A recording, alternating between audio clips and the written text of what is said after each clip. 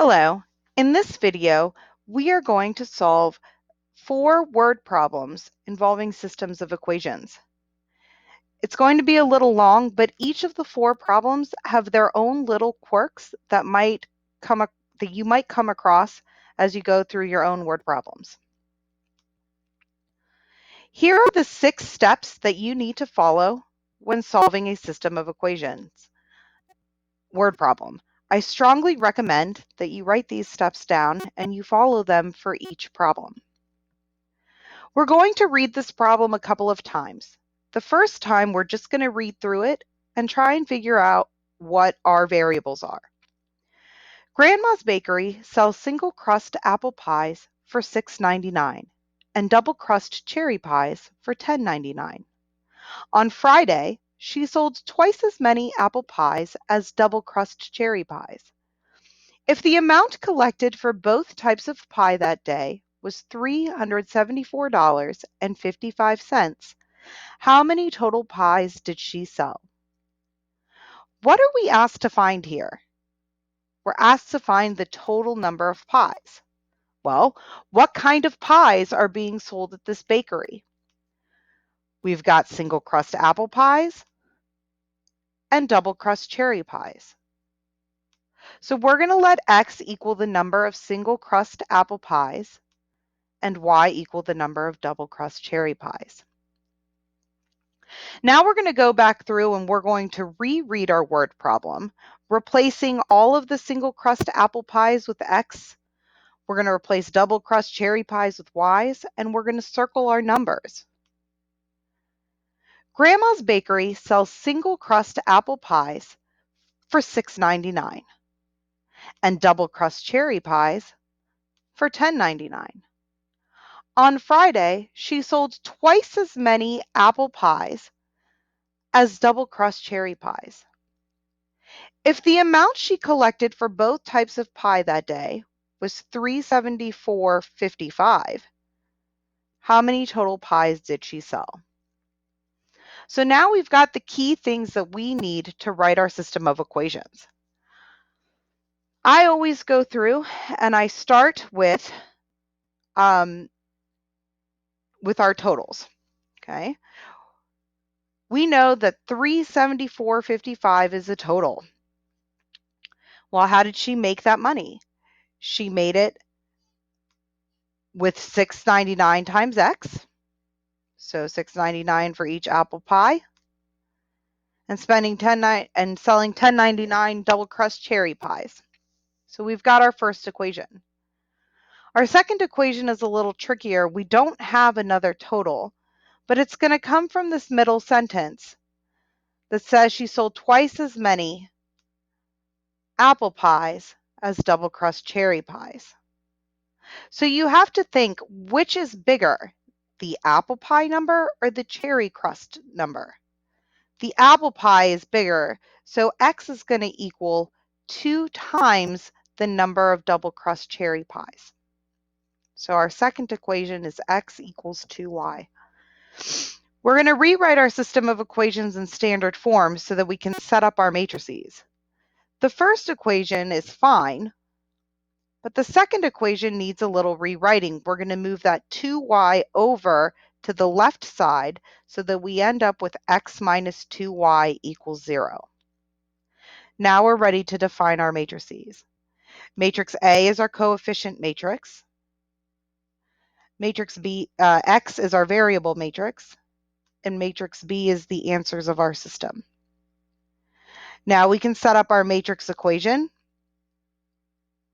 and solve. Putting A inverse times B into the calculator, we end up with X equals 30/15. The 30 corresponds with our variable X, and the 15 corresponds with the Y variable. So we write our answer in a complete sentence. She sold 30 single crust apple pies and 15 double crust cherry pies for a total of 45 pies on Friday. Remember, the question was, how many total pies did she sell? Here's another example of a two-variable system that requires a little bit of common knowledge to fill in our system. Let's read the problem.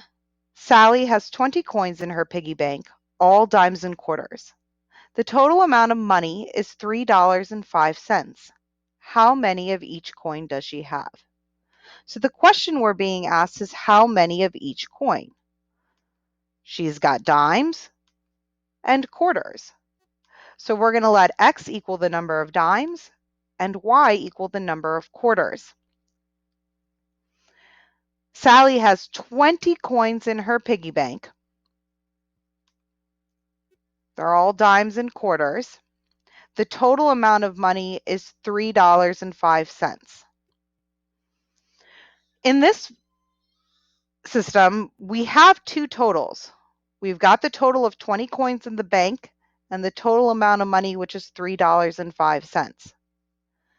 The first equation is easy to write. She's got 20 coins in her piggy bank. We know that they're made up of dimes and quarters. So our first equation is X plus Y equals 20. The second equation, though, is a little trickier. We need to put all of our money values together. Well, how much is a dime worth? Dimes are worth 10 cents. So in our money equation, we need to put 0.10x. And quarters are worth 25 cents.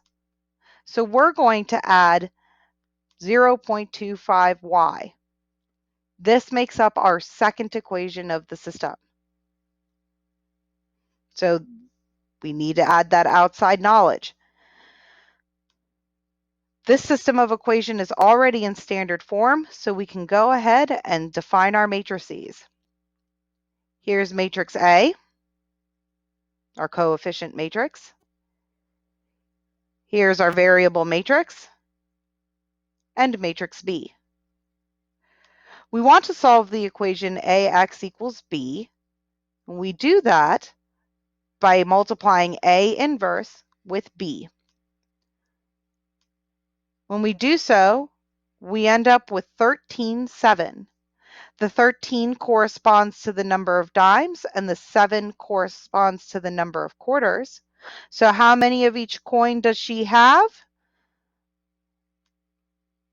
Sally has 13 dimes and 7 quarters in her piggy bank. Now we're going to get into some three-variable systems. Same steps to follow. A theater has a seating capacity of 900 and charges $2.50 for children, $4 for students, and $5.50 for adults. At a certain screening with full attendance, there were half as many adults as children and students combined. The total money brought in was $3,825. How many children attended the show? The question we're being asked is how many children attended the show. So we're going to let X equal the number of children that attended. Well, what goes with children? Because this problem isn't just about children. That's going to help us define the rest of our variables. We've got children seating, we've got students, and we've got adults. So we're going to let Y equal the number of students that attended and Z equal the number of adults that attended. A theater has a seating capacity of 900 and charges $2.50 for children, $4 for students, and $5.50 for adults. At a certain screening with full attendance, there were half as many adults as children and students combined. The total money brought in was $3,825. How many children attended the show? So now let's start writing our system of equations. We've got two totals in our math problem, 900 and 3,825. So we know that two of our equations are going to be equal to 900. One's going to be equal to 900, the other one to 3,825. Let's start with the money equation. Money always goes with money, and this is the easiest one to set up for this system. So we're going to go back through. We've got 250 that goes with X. So 250 per child ticket. We're going to add $4 per student ticket and $5.50 per adult ticket. And that's going to give us our $3,825. The seating capacity is made up of children, students, and adults. So that 900 is going to be made up of children tickets, student tickets, and adult tickets. But this is a 3-variable system and we need 3 equations. So where does the third equation come from? It comes from this middle sentence. At a certain screening with full attendance, there were half as many adults as students and children combined. Okay. This half as many and combined should put flags up that you're going to need to use parentheses. We're going to start with the X and Y combined. We add X and Y together.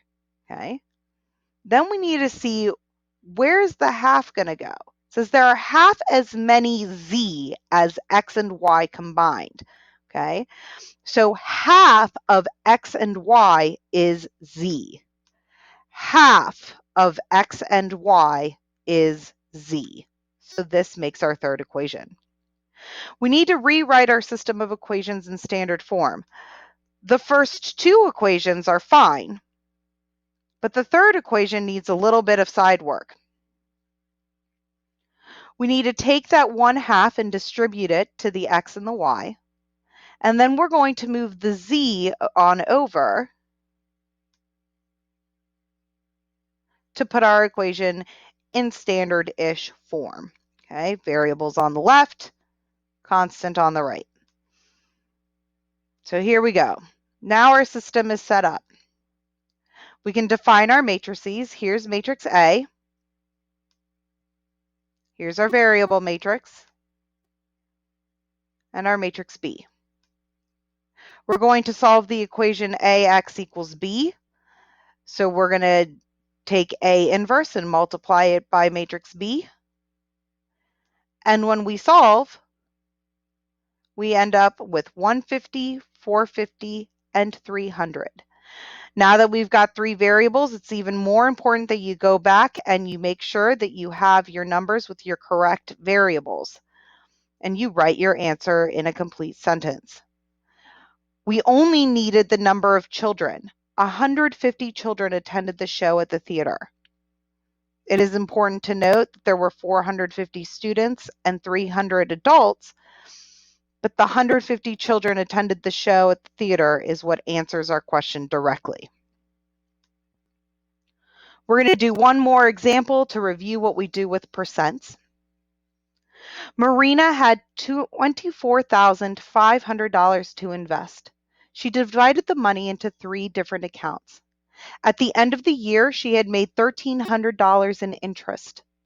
The annual yield on each of the 3 accounts was 4%, 5.5%, and 6%. If the amount of money in the 4% account was 4 times the amount of money in the 5.5% account, how much had she placed in each account? So our question is, how much had she placed in each account? Well, she had 3 different accounts, so we know we've got 3 different variables. But how are we going to define them? Later in the word problem, we talk about a 4% account and a 5.5% account. So that's what we're going to use to define our variables.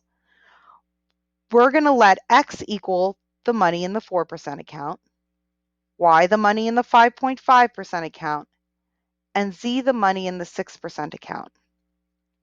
Now we can start writing our system of equations. Marina had $24,500 to invest. She invested that money in 3 different accounts: the 4% account, the 5.5% account, and the 6% account. There's our first equation. At the end of the year, she had made $1,300 in interest. Here's our second total. Where does the interest come from? It comes from the 4% interest on the 4% account, the 5.5% interest on the 5.5% account, and the 6% interest on the 6% account. So now we have our second equation. The third equation is going to come from this sentence. If the amount of money in the 4% account was 4 times the amount of money in the 5.5% account. So if the amount of money in X was 4 times the amount of Y. Rewriting our equations in standard form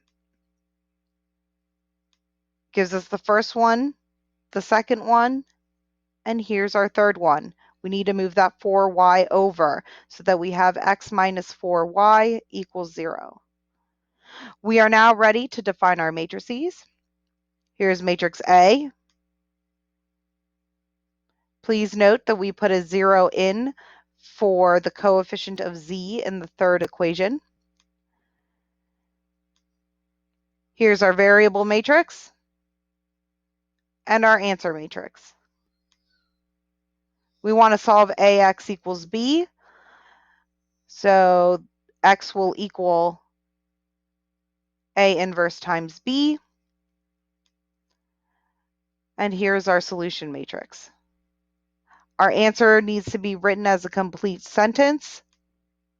Marina placed $8,000 in the 4% account, $2,000 in the 5.5% account, and $14,500 in the 6% account. Here are 3 word problems for you to try on your own. Pause the video, give it a shot, run through the 6 steps. Once you have tried them on your own, check your answers with the answers on this slide. If you had trouble with any of these word problems, please email your teacher so that they can go through the word problems with you. This concludes our video on solving systems of equations word problems.